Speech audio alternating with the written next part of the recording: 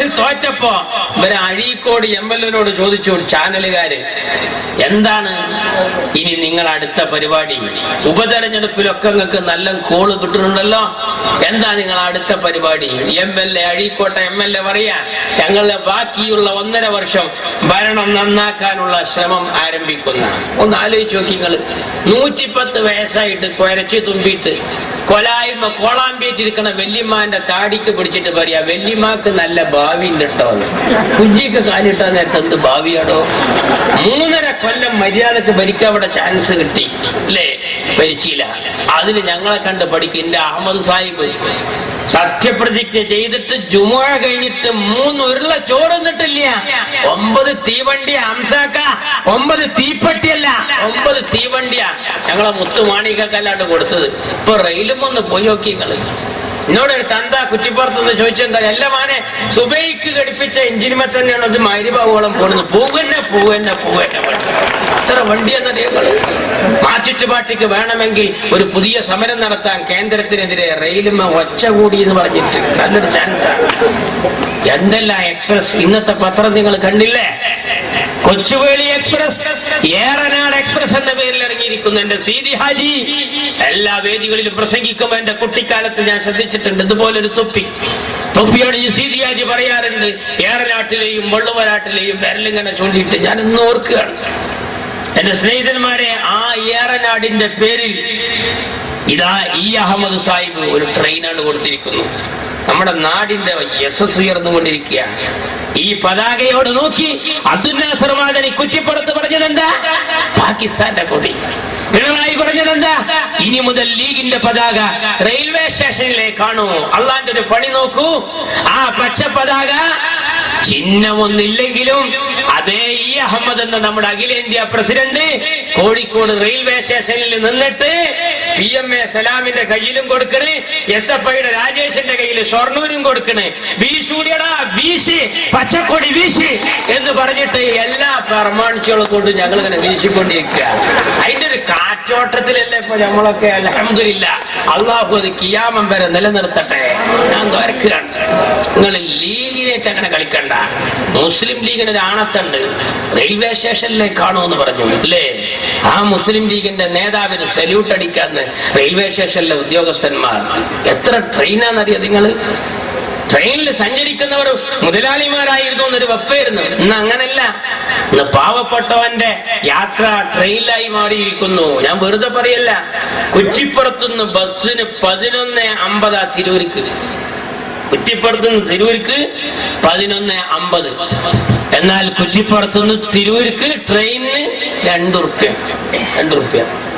കുറ്റിപ്പുറത്തുനിന്ന് തിരൂർക്ക് കയറുന്ന ബന്ധുക്കള് തമ്മിൽ കണ്ടാ മുണ്ടാതായിരിക്കുന്നു ബസ്സിൽ നിന്ന്. കുറ്റിപ്പുറത്തുനിന്ന് തിരൂർക്ക് ട്രെയിനിൽ പോണ അന്യ ആൾക്കാര് കുടുംബക്കാരായാലും തുടങ്ങിയിരിക്കണം. ഞാൻ വെറുതെ പറയല്ല. കുറ്റിപ്പുറത്തുനിന്ന് തിരൂർക്ക് ബസ് കയറിയ എളാപ്പി മൂത്താപ്പി ആണെങ്കിൽ അവര് പരസ്പരം മുണ്ടൂല. ഒരാള് പിന്നിൽ കയറും, ഒരാള് മുന്നിൽ കയറും. കണ്ടക്ടർ ചോദിച്ചാൽ പറയും പിന്നീ തരും, പിന്നീത്തെ ആള് പറയും മുന്നീ തരും.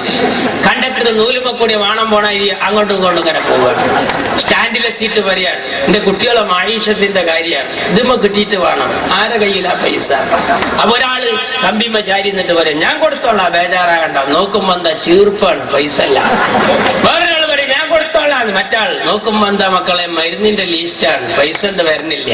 അപ്പോൾ ഒരാൾ പറഞ്ഞത് കുഞ്ഞാപ്പൂവിന്റെ 2 കിലോ കമ്പിയാണ് ചെന്നാണ്ട് കൊടുത്താളെ. മുതലാവില്ലടോ, മുതലാവില്ല. അതാണ് ബസ്സിലെ സ്ഥിതി. നാളെ മുതൽ ബസ് സമരം. അറിയാത്തവരൊക്കെ അറിഞ്ഞാളി മക്കളെ. ഈ ബസ് സമരം എന്ന ചർച്ച നടക്കുന്നുണ്ട്.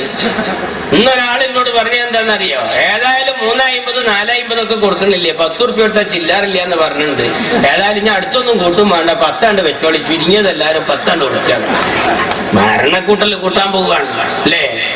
ട്രെയിനിൽ നോക്കാങ്ങള് കുറ്റിപ്പുറത്തുനിന്ന് ക്യൂവിൽ നിന്നിട്ട് കൗണ്ടറിലേക്ക് കൊടുത്ത് ഒരു തിരുവൂരെന്ന് പറഞ്ഞാൽ ഇങ്ങനെ തലാട്ടാണ് കൗണ്ടറിൽ നിന്ന്. എന്താ കാര്യം? വണ്ടി പോകൂല എന്നല്ല, ഈ പൈസ എടുക്കൂല, ചില്ലറ കൊണ്ടോന്ന. 10 റുപ്യ ചില്ലറല്ലേ എന്ന് പറയുമ്പോ പറയാം 2 റുപ്യ കൊണ്ടോടോ. 2 റുപ്യാണ് തിരൂരിക്ക് കുറ്റിപ്പുറത്തുനിന്ന്. അപ്പോഴാണ് ഈ 10 റുപ്യ മഞ്ഞ ആരതൊക്കെ എടുക്കുക എന്ന് നോക്കുമ്പോൾ ഒറ്റ അറിയുന്ന ആൾക്കാരില്ല വരിയില്. അപ്പൊ ഇങ്ങനെ തെരഞ്ഞിട്ട് പറയാണ് നിങ്ങൾ ഞാൻ എടുത്തോളട്ടാണ്. അങ്ങനെ കുടുംബമായ ആൾക്കാർ എത്ര അറിയങ്ങൾ, അങ്ങനെ സലാം ചൊല്ലി പരിചയപ്പെട്ടവർ എത്ര അറിയാം. ഓരോ ടിക്കറ്റ് ഉണ്ട് വാങ്ങാൻ, ഓരോ ടിക്കറ്റ് വാങ്ങിയിട്ട് കൊടുക്കുക. നിങ്ങളാരാ? ഞാൻ ആരുമല്ല, ഞാൻ എനിക്കിപ്പോ ടിക്കറ്റ് എടുത്തുന്ന ആളാണ്. മറ്റോളോ ഞങ്ങൾക്ക് എങ്ങനെ മൂല്യമ്പിലേക്ക് ഓപ്പൊക്കെ എടുത്തു തന്നു, അതുകൊണ്ട് ഞാൻ വാങ്ങി അല്ലേ. ട്രെയിനിൽ കയറിയിട്ട് ചോദിക്കാം നമ്മളെ വക ഒരു ചായ, അത് മുതലാവില്ല, അതിന് 4 റുപ്യാണ്, ബാക്കി 2 റുപ്യക്ക് ഞാൻ അജ്ജിന് മുമ്പ് പൊരുത്തപ്പെടിപ്പിക്കാൻ. നിങ്ങളെ നടന്നിട്ട് ചിലപ്പോൾ വിമാനാണ്ട് പൊന്തു, നിങ്ങളെ കാണൂല, ഏതോ നാട്ടുകാരനല്ലേ, പൊരുത്തപ്പെടിപ്പിച്ച് തീരൂല. അതുകൊണ്ട് നിങ്ങൾ എന്റെ പേർക്ക് ദോയർന്നാ മതി എന്ന് പറയാടോ. ട്രെയിനിൽ കയറിയാൽ ഗരീബ് രഥ് എന്ന് പറഞ്ഞ ട്രെയിൻ ഉണ്ട്, AC ആണ്. എറണാകുളം കഴിഞ്ഞാൽ പിന്നെ സ്റ്റോപ്പ് ഉണ്ടായിരുന്നില്ല. അതെവിടെ നിർത്തുന്നത് അറിയാം? ഞങ്ങളിപ്പോ തിരൂരിൽ നിർത്തുകയാണ്, അറിയോ. ഞാൻ പയ്യന്നൂരിലേക്ക് പോയി തിരിച്ചു വന്നു. എന്റെ അമ്മ ടിക്കറ്റ് നോക്കിയിട്ട് ചോദിച്ചു, ഇത് എത്ര മാനെ? 21 റുപ്യ. കാസർഗോഡ് ജില്ലയുടെ അതിർത്തിയിൽ കണ്ണൂരിന്റെ അപ്പുറത്ത് പയ്യന്നൂരിലേക്ക് 21 റുപ്യ. കുറ്റിപ്പുറത്ത് ബസ് ഇറങ്ങി രാങ്ങാട്ടൂര് പെരേൽക്ക് വന്നത് 75 റുപ്യ. കുറ്റിപ്പുറത്ത് ട്രെയിൻ ഇറങ്ങി പെരേക്ക് വന്നത് 75 റുപ്യ. അമ്മ എന്നോട് ചോദിച്ചു, രാങ്ങാട്ടൂരിൽ നിന്ന് കുറ്റിപ്പുറത്തേക്കാ ദൂരം അതോ കുറ്റിപ്പുറത്ത് നിന്ന് പയ്യന്നൂർക്കാ ദൂരം ചോദിക്കൂലേ? ഞാൻ അമ്മാനോട് പറഞ്ഞു 21 റുപ്യക്കുള്ളടത്തേക്കാ ദൂരം, ഇത് കുറച്ചുള്ളുമ്മ. അതെന്താ സംഭവം? അത് ഈ അഹമ്മദിന്റെ വണ്ടിയാ, ഇതാ തന്ത അച്യുതാനന്ദന്റെ വണ്ടിയാണ്. അത് തമ്മിലുള്ള വ്യത്യാസം കണ്ടോ? ഞങ്ങൾ അഹമ്മദ് സാഹിബ് ട്രെയിനാണ്ട് കൊടുത്തിട്ട് അല്ലേ, ട്രെയിനാണ്ട് കൊടുത്ത് അജ്മീറിലേക്ക്, രാജപ്രതാപത്തിന്റെ വീരസ്മരണകൾ ഉറങ്ങുന്ന അജ്മീരിന്റെ മണ്ണിൽ രാജാതിരാജനായ റബ്ബിന്റെ ദീന് പ്രചരിപ്പിച്ച ഹസരത്ത് ഖാജ മുഈനുദ്ദീൻ ചിസ്തി റളിയല്ലാഹു തആല അൻഹു അന്ത്യവിശ്രമം കൊള്ളുന്ന മണ്ണിലേക്ക് ട്രെയിൻ. കേരളത്തിൽ നിന്ന് ഇപ്പൊ ബുക്കിംഗ് 2 മാസത്തേക്ക് ഇല്ല, അറിയോ. ഒരു പുണ്യ തീർത്ഥാടന കേന്ദ്ര ഹൈന്ദവർക്ക് ശബരിമലയിലേക്ക് വേറെ വരാനിരിക്കുന്നു. മറ്റൊരു ക്ഷേത്ര പരിസരത്തേക്ക് ഒരു ട്രെയിൻ. കാലത്തിനിടക്ക് പലർക്കും കൊടുത്തിട്ടും നിവേദനം കൊടുത്തിട്ടും നടക്കാത്ത കാര്യം ഈ അഹമ്മദ് എന്ന മന്ത്രി കൊടുത്തു. ആ ക്ഷേത്ര കമ്മിറ്റി ഉടനെ യോഗം ചേർന്നു. പിറ്റേ ദിവസം അവർ ചെയ്ത പണി എന്താണെന്ന് അറിയുമോ സഹോദരന്മാരെ? ഈ അഹമ്മദിന്റെ ദീർഘായുസിന് വേണ്ടി അവരൊരു പ്രത്യേകമായ പൂജ നടത്തി. ആ ക്ഷേത്ര കമ്മിറ്റി ഈ അഹമ്മദിന്റെ ദീർഘായുസിന് വേണ്ടി ഉത്തരേന്ത്യയിലെ ആ മുസ്ലിങ്ങൾ പൂജ നടത്തുമ്പോൾ ആ മലപ്പുറത്ത് ചിലവർ ഈ അഹമ്മദിന്റെ ആയുസ് പറയാൻ സലാത്ത് മജ്‌ലിസ് ഏറ്റെടുക്കും. എന്തുണ്ടായിട്ടെന്താ അന്തല്യൊക്കെ? ഞാൻ അത്ഭുതപ്പെടുകയാണ്. മുസ്ലിം ലീഗിന്റെ നേതാവിന്റെ ദീർഘായുസിന് വേണ്ടി അവിടെ പൂജ നടത്തുന്നു കണ്ടോ. ഈ അഹമ്മദിനൊക്കെ ഒരു നിവേദനം കൊടുക്കാൻ പേടിയേക്ക് ചോദിച്ചതൊക്കെ കൊടുക്കുകയാണ്. വണ്ടി പറഞ്ഞോടത്തൊക്കെ നിർത്തുകയാണ് അല്ലേ. ഒക്കെ പണ്ട് പള്ളിക്ക് ദ്വാരക്കാൻ വേണ്ടിയിട്ട് ഉസ്താദ് പറഞ്ഞു പത്രേ, നമ്മള് മഴയില്ല, നാടൊന്നാകെ കടുത്ത വരൾച്ചയില്ല, അതുകൊണ്ട് എല്ലാവരും മനസ്സറിഞ്ഞ് ആമെടുക്കണം, ഞാൻ ദ്വാരക്കാൻ പോവുകയാണ്, അല്ലാഹുമ്മ സ്ഖീന എന്ന് പറഞ്ഞ് ഉസ്താദ് തുടങ്ങാൻ പോവുകയാണ്. അങ്ങനെ തുടങ്ങുമ്പോ ഒരു മയമുട്ടിയാക്ക അമ്മരപ്പടിമേ കേക്കോട്ടിരിഞ്ഞിരിക്കുക. ചെറുപ്പക്കാരി ചെന്നിട്ട് ചോദിച്ചത്, എന്താ മയമുട്ടിയാക്ക നിങ്ങൾ ഇങ്ങണ്ടിരിഞ്ഞിരിക്കുന്നത്? മയമുട്ടിയാക്ക പറഞ്ഞ, എടാ ചെക്കന്മാരെ, മൊയ്ലിയൊരു കാര്യപ്പെട്ട ആളാ, പിന്നെ അള്ളഹാനോടാണ് ചോദിക്കണേ, ഈ കൊഞ്ചലൊക്കെ അവിടെ മാറും, മഴാണ്ട് പെയ്തു നോക്കണം. മയമുട്ടിയാക്ക ഈ കൂടിയില്ല. പറഞ്ഞ മാതിരി മഴാണ്ട് പെയ്തു, പ്രളയം, ജലപ്രളയം. മയമുട്ടിയാക്കാന്റെ വീട്ടിൽക്കും മുറവും കലവും ചട്ടിയൊക്കെ വെള്ളത്തിൽ വലിച്ചു പോക്കി കൊടുക്കും. അപ്പോൾ ആ പിറ്റത്തെ വെള്ളിയാഴ്ച മുസ്ലിം പറഞ്ഞത്, കടുത്ത ഈ പ്രളയം വർദ്ധിച്ച കാരണത്താൽ നമ്മുടെ നാടാകെ വെള്ളത്തിൽ മുങ്ങിപ്പോകാൻ പോവുകയാണ്. അതുകൊണ്ട് പൊന്നുമക്കളെ, ഈ മഴക്കെടുതിയിൽ നിന്ന് രക്ഷ കിട്ടാൻ വേണ്ടി റബ്ബിനോട് നമുക്കൊന്ന് ദുആ ചെയ്യണം, എല്ലാരും പോകരുത് എന്ന് പറഞ്ഞു. മയമുട്ടിയാക്ക പറഞ്ഞു, ആദ്യം ദ്വാരുന്ന ബർമാനിച്ചോൾ എന്നാണ് ദ്വാരുന്നാതി, ഞാൻ രണ്ടീക്കില്ല എന്ന മാതിരി. ഇവിടെ ചെങ്ങായിമാരെ ഈ അഹമ്മദിനോട് ചോദിക്കും, ഈ അഹമ്മദിന് നിവേദനം എങ്ങനെ കൊടുത്തത് കിട്ടുക അല്ലേ?